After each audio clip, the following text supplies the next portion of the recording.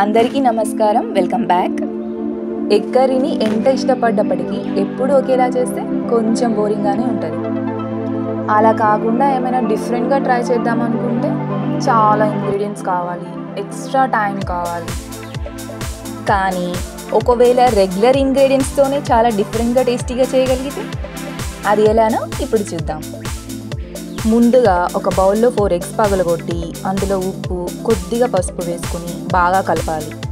తరువాత ఆ మిశ్రమంతో ఆమ్లెట్స్ వేసుకొని వాటిని స్క్వేర్ పీసెస్ లాగా కట్ చేసుకొని పక్కన పెట్టుకోవాలి. ఆయిల్ హీట్ అయ్యాక కొన్ని మసాలా దినుసులు, తాలింపు గింజలు, పచ్చిమిర్చి, ఉల్లిగడ్డ ముక్కలు, కరివేపాకు వేసేయండి. ఇలా వేయడంలో ఒక సాటిస్ఫాక్షన్ ఉంటుంది కదా, like breaking bad mood. Onions soft అయ్యాక జింజర్ గార్లిక్ పేస్ట్ వేసేయండి. ఆ తరువాత కొద్దిగా పసుపు వేసుకొని కలపండి. తరువాత ఆనియన్స్ కొద్దిసేపు ఫ్రై చేసి టమాటోస్ యాడ్ చేసుకోండి. పాత్రపై మూత పెట్టుకొని టొమాటోస్ సాఫ్ట్ అయ్యేంత వరకు మరిగించండి. టొమాటోస్ మగ్గిన తరువాత రుచికి తగినంత సాల్ట్, గరం మసాలా పొడి, ధనియాల పొడి, కారం వేసుకొని బాగా కలపండి.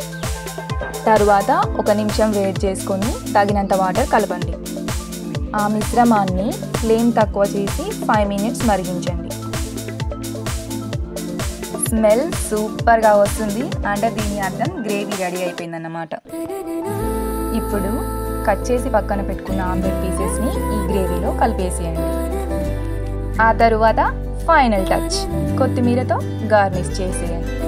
ఈ వీడియో మీకు నచ్చితే లైక్ చేయండి, షేర్ చేయండి.